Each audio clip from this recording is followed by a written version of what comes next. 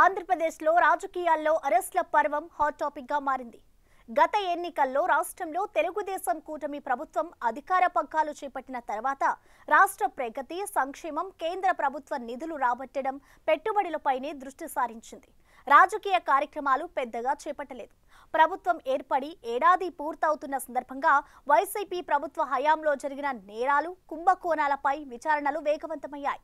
అప్పట్లో కీలకంగా వ్యవహరించిన పలువురు వీఐపీలు అరెస్ట్ అవుతున్నారు.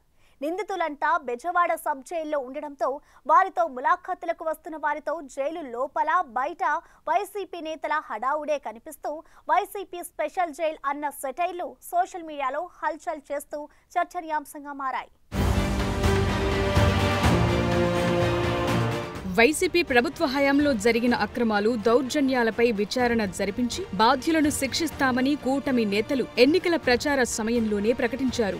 నారా లోకేష్ అయితే రెడ్ బుక్ లో ఉన్న ఎవ్వరిని బదిలిపెట్టమని సంచలన వ్యాఖ్యలు చేశారు. అయితే కూటమి ప్రభుత్వం ఏర్పడిన నాటి నుంచి రాష్ట్ర ఆర్థిక పరిస్థితిపై దృష్టి సారిస్తూ సంక్షేమ పథకాలు, అభివృద్ధిపై ఫోకస్ పెట్టడానికి టైమంతా సరిపోయింది. ప్రభుత్వం ఏర్పడి ఏడాది పూర్తి కానుండడంతో గత కొంతకాలంగా ఆయా విచారణలు, అరెస్టుల్లో వేగం పెరిగింది. కక్ష సాధింపు ధోరణితో వ్యవహరించకుండా చేసిన తప్పులు, నేరాలపై చట్ట ప్రకారం దర్యాప్తు, విచారణలు జరిపి కోర్టుల ద్వారానే శిక్ష పడాలన్న ఉద్దేశంతో చంద్రబాబు సర్కారుంది. రాష్ట్రంలో కూటమి ప్రభుత్వం కొలువుదీరిన నాటి నుంచి తెలుగుదేశం, జనసేన శ్రేణులు గత ప్రభుత్వ హయాంలో చెలరేగిపోయి తాము చట్టాలకు అతీతులమన్నట్లుగా వ్యవహరించిన వారిపై తక్షణ చర్యలకు డిమాండ్ చేస్తూ వస్తున్నారు. ఒక దశలో ప్రభుత్వం గత పాలనలు, అక్రమాలు, అన్యాయాలు, దౌర్జన్యాలు, దాడులు, అక్రమార్జనకు పాల్పడిన వారి పట్ల మెతకగా వ్యవహరిస్తోందన్న అసంతృప్తి, ఆగ్రహం కూడా వ్యక్తమయ్యాయి. అయితే ప్రభుత్వ పెద్దలు మాత్రం ఎక్కడా ఎలాంటి తొందరపాటు ప్రదర్శించకుండా చట్ట ప్రకారమే శిక్షలు, చర్యలంటూ చెప్తూ వచ్చారు.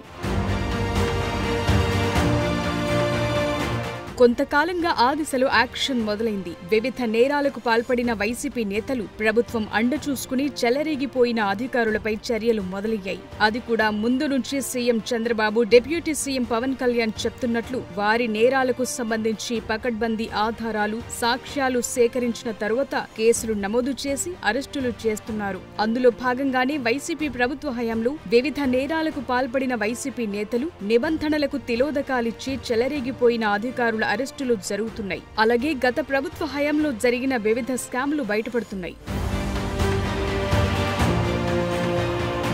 ఈ నేపథ్యంలో పలు అరెస్టులు జరుగుతున్నాయి. అలా అరెస్ట్ అయిన వారంతా ఇప్పుడు విజయవాడ జిల్లా జైల్లో రిమాండ్ ఖైదీలుగా ఉన్నారు. ఇక అరెస్ట్ అయిన వారిలో పలువురు వైసీపీ వీఐపీలు కూడా ఉండడంతో నెటిజన్లు వైసీపీ వీఐపీలకు విజయవాడ జైల్ అడ్డాగా మారిందంటూ సెటైర్లు గుప్పిస్తున్నారు. అరెస్ట్ అయిన వారిని ములక ద్వారా కలవటానికి వైసీపీ నేతలు క్యూ కడుతుండడంతో బెజవాడ జిల్లా జైల్ లోపల బయట వైసీపీ వారి హడావిడే కనిపిస్తోందంటున్నారు. గన్నవరం మాజీ ఎమ్మెల్యే, వైసీపీ నాయకుడు వల్లభనేని వంశీ 3 నెలలుగా విజయవాడ జిల్లా జైల్లోనే రిమాండ్ ఖైదీగా ఉన్నారు. ముంబై నటి కాదంబరి జత్వాని కేసులో ఏపీ ఇంటెలిజెన్స్ మాజీ చీఫ్ పిఎస్ఆర్ ఆంజనేయులు కూడా ఇదే జైల్లో రిమాండ్లో ఉన్నారు.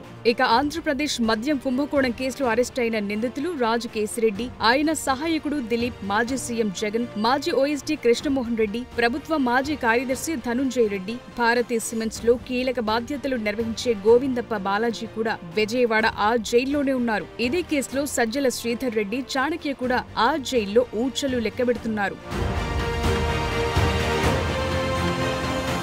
ఇంతమంది వైసీపీలో కీలకంగా వ్యవహరించిన వారు విజయవాడ జిల్లా జైల్లో రిమాండ్ ఖైదీలుగా ఉండటం, వారిని కలిసేందుకు ములాఖతుల కోసం మరింత మంది క్యూ కడుతుండటంతో రాష్ట్ర వ్యాప్తంగా Vijayawada district jail hot topic గా మారిపోయింది.